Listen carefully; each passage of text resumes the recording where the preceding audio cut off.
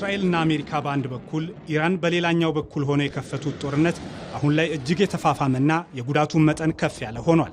በእርግጥ ይህ ጦርነት እንደሚጀመር ብዙ ምልክቶች ታይተዋል። አሜሪካ ለሳምንታት ስታስጠነቅቅና ስትዘጋጅ የጦር መርከቦቿን ከጄትና ድሮኖች ጋር ለጥቃት አመቺ ወደ ሆነ ቦታ ስታጓጉዝ ቆይታለች። እስራኤል እንዳለፈው ጊዜ የሚታይ ዝግጅት ባታደርግም በአሜሪካ በኩል ያለው ዝግጁነት በእስራኤል በኩልም በተለይም ኢላማዎችን በመለየትና አስተማማኝ መረጃ በማሰባሰብ በርካታ ስራዎችን ስትሰራ ቆይታለች። ኢራንም እንዲሁ ከነካችሁኝ አይታችሁት በማታውቁት አይነት ጥቃት አጸፋውን እመልሳለሁ የሚል ተከታታይ ዛቻ ስትሰነዝር ለሚመጣው እየተዘጋጀች ለመሆኑ ማሳያ ሆኗል። አሁን ጦርነቱ የማይነካ የሚመስለውን ነክቷል። አይደለም ይገደላሉ ብሎ ለማሰብ ይቅርና ጫፋቸውን ለመንካትም የሚቻል የማይመስለው ሆኗል። ኢራንን ታፍራ እንድትቆይ ያስቻሏት ብቻቸውን ለኢራን ክብር የቆሙት የበላይ ጠባቂዋ ጠቅላይ መሪዋ አያቶላህ ሰኢድ አሊ ኻሜኒ በመኖሪያቸው ሳሉ በሚሳኤል ጥቃት ተገድለዋል። ከእርሳቸው ጋር ሴት ልጃቸው፣ የልጃቸው ባልና የልጅ ልጆቻቸውም አብረው ተገድለዋል። ይህ እጅግ አስደንጋጭ ዜና ቀድሞ በምዕራባውያን መገናኛ ብዙሃን ቢሰማም አሁን የኢራን መገናኛ ብዙሃንም ማረጋገጫ ሰጥተዋል። አያቶላህ አሊ ኻሜኒ በአሜሪካና እስራኤል ጥምር ጥቃት ቅዳሜ ጠዋት መገደላቸው ተረጋግጧል። ብዙዎች ሐዘናቸውን ገልጸዋል። ቀላል የማይባሉ በተለይም በስደት በተለያዩ ምዕራብ ሀገራት የሚኖሩ ኢራናውያን ደግሞ ደስታቸውን ሲገልጹ የሚያሳዩ መረጃዎችን ሲኤንኤን እና ፎክስ ኒውስን የመሳሰሉ የዜና አውታሮች ለዓለም እያጋሩ ይገኛሉ። በከፊል የመንግስት የሆነው የኢራኑ ታስኒም ዜና አገልግሎት እንዳስታወቀው ከሆነ ጠቅላይ መሪው መገደላቸው ተረጋግጧል። በዚህ ኢራን ለ40 ቀናት ሐዘን እንደምትቀመጥም አውጃለች።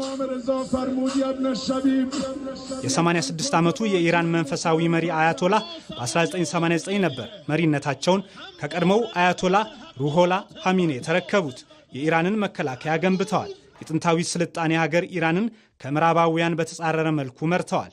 ባለፈው ወር በኢራን ከተነሳው የኢራናውያን ህዝባዊ አመጽ ውጪ የከፋ ጊዜ አሳልፈው የማያውቁት አያቶላህ አሊ ኻሜኒ ሞት ለእስራኤልና ለአሜሪካ ከነካችሁን አይታችሁት የማታውቁትን ክንዳችንን ትቀምሳላችሁ ሲሉ የዛቻ መልእክት ካስተላለፉ ሳምንት አልሆናቸውም። በእርግጥ አያቶላህን የነጠቀው ጦርነት ከዚህ ቀደም እስራኤል በኢራን ላይ እንደከፈተችው የ12ቱ ቀን ጦርነት አይነት አይደለም። ከዛም ከፋ ያለ ነው። የአሜሪካው ፕሬዝዳንት ዶናልድ ትራምፕ የስርዓት ለውጥ የሚያመጣና ኢራንን የሚቀይር ጥቃት እንደሚሆን አስታውቀዋል።